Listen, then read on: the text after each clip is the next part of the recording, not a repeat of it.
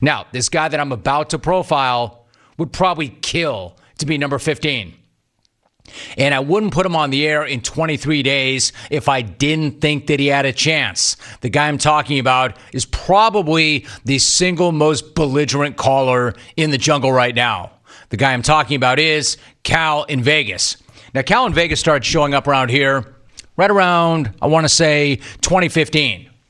Right away, I thought he had some game. It didn't take him long to earn an invite to Smackoff 21.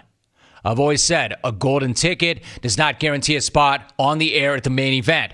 Just ask Cal. He sat on hold for 3 hours, never even got to shoot his shot. But he stayed with it.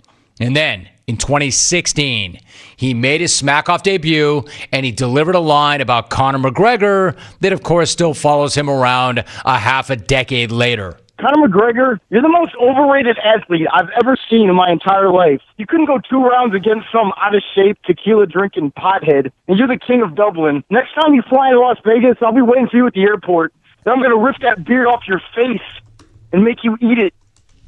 An all-time threat. Not to another clone. That wasn't like clone-on-clone crime. That was him threatening one of the baddest dudes in the world. And not a one-off either, by the way. Not even close. Threatening violence against MMAers, former basketball players, and every single clone who has ever crossed him. That's essentially Cal in Vegas' brand. He owns that space. Man, tell Chael the next time I see him, I'm kicking his ass. I could tackle Marshawn Lynch. I'll grab him by the dreadlocks and slam him into the ground. Hey, Kyle, next time you're in Las Vegas, I'm kicking your ass. Stephen H-Town. I'm going to beat his ass, too. Chael Sonnen. As soon as you get here, I'm slapping you. Just like I'll slap your sidekick right in the face, Charles Barkley. Charles, the next time I see you in Las Vegas, I'm going to splash my drink in your face. Then I'm going to throw you through his freaking window, you big fat fraud. Besides threatening to throw dudes out of windows and slap them in the face, Cal, of course, had a pretty memorable beef with ESPN's Jeff Passan back in 2016. Remember, at that time, Passan was writing for Yahoo and was a regular guest on this program. Passan knew the jungle cold and even showed up in a couple of Smackoffs, one in which he called out Cal in Vegas. Cal's response did not come on the biggest stage, but it didn't need to. He fired back in the dead of October 4 years ago. I love how Jeff thinks that he's the only clone with a career and a family, while the rest of us just sit in our bedrooms with a can of cheese balls in our lap. Jeff, you sound like a third grader. You said I can't read or count, and quote, pluck dingleberries. My dad can beat up your dad? Didn't want any of that? What's next, Jeff? I know you are, but what am I, Smack? Jeff, you also look like a third grader with that little pudgy freckle face, those giant elephant ears, and that $8 Leave It to Beaver supercut. Jeff, you get hooked easier than Odell Beckham Jr. That's because I'm that guy you grew up hating. The guy that played varsity sports, got a lot of chicks, and was invited to all the cool parties. While you sat in front of the TV on Saturday nights, popping your own zits and watching Skinamax with a jar of Vaseline. The only way you can contribute was writing lame articles for your school newspaper. Now you write lame articles for some website that I had no idea still existed. Freaking Cal. Yeah, that's a little dated. Passan's doing pretty well for himself. But freaking Cal. The thing about Cal is he might actually be his own worst enemy.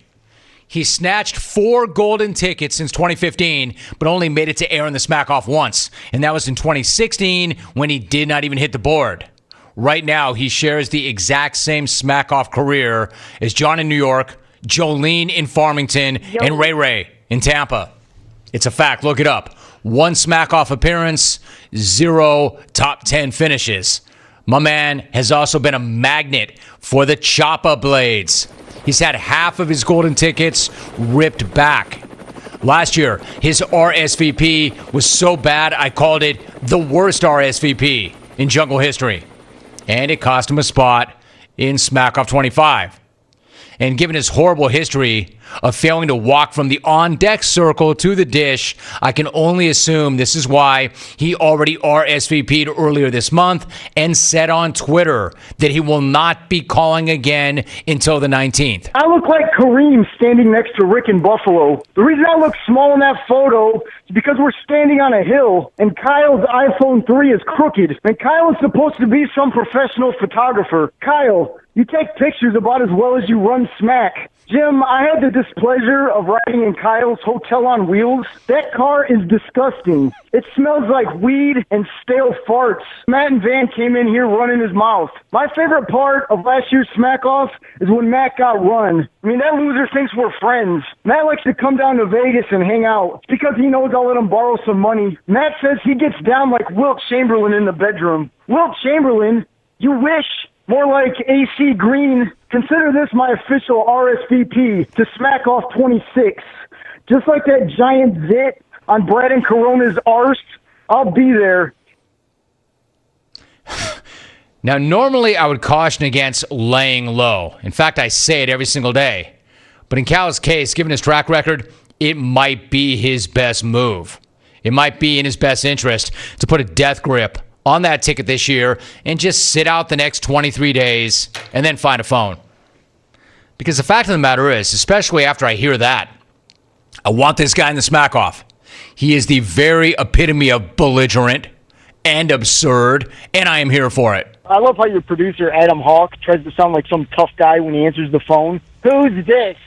Who's this? It's Cal in Vegas. I created Smackoff season. Before I got here, Smackoff season was nothing but a couple of perverted RSVP calls. Hey, Jim, I can't believe you put me on hold for Joe Montana. I'm Conor McGregor. I got a tattoo of a tiger. Then I'll rip that tiger off your gut and beat you with it. Danica from Jacksonville. Danica, they refer to you as the queen. The queen of what? The last thing you ruined was the first hour of the Smackoff. Keep wiping his name out of your mouth. He's my pitch. Maybe Jim can start up a women's Smackoff league featuring Jolene, Sarah T., and that little bitch Brad and Corona. I'd like to congratulate Adam Hawk for finishing the LA Marathon. I mean, I guess you could call that running. And I was surprised at how well Keith Arnold did. Keith, you don't even look athletic. With your little bird chest and that huge gut. Bodie and Pearland, you're a grown man that uses words like Bubba and some bitch, really? Floyd Mayweather thinks you're illiterate. Dana White, you look just like Andre Agassi, except you're really big and fat. Dana, I love the way you stand in between the fighters that weigh in, like you could do something. Mike McCarthy. Hey, Mike, I hope you're in your car listening to me right now, you fat ass, and you can't coach. Mike, you have the brains of a pissant. Old man Rick doesn't have a care in the world. Just sitting back there crushing candy and flicking boogers all over the place like some 2-year-old. Sam, I have to go. I got an elevator full of women coming up here to see me. And the Smackoff on the 3-minute man, but in the bedroom, I'm all night. Oh! You know, there's some things I simply cannot explain. As an example, why that's so funny. Why I'm laughing so hard. Cal, brother, you are belligerent.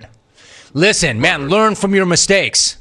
You've been at this now since 2015, and yet somehow, despite that incredible catalog of smack, all of that, you've only parlayed that into one appearance and no top 10 finishes. Despite all of that smack, all of those threats, all of that belligerence, this would only be your second Smackoff appearance. And yet you've been at it since 2015. That is bad math. So I'm telling you right now, I keep saying, do something that makes me want to take your phone call that day. Hearing all that, I want to take your phone call that day. But don't do anything stupid between now and then so I rip that ticket. You can make that event better, but you can only make it better if you're in it. June 19th. Can't get here soon enough. For me, for us, but most importantly, for Cal. Is he going to make it to the 19th? I don't know. I can't guarantee it. That's Cal. This is why we do the profiles. I don't think you really know any of these guys. I always say it's about athletes. We don't really know any of them. I could say the same thing about clones. We don't really know any of these people. But it's great to recap it like that. And as I mentioned, there's some things I can't explain, such as why that was so funny to me. I'm going to splash my drink in your face. Then I'm going to throw you through his freaking window, you big fat fraud. The thing about that is Charles Barkley has made it pretty clear on this show many times. He doesn't give a damn. He will run you through a window if you're asking for it. I don't know, Cal, no offense.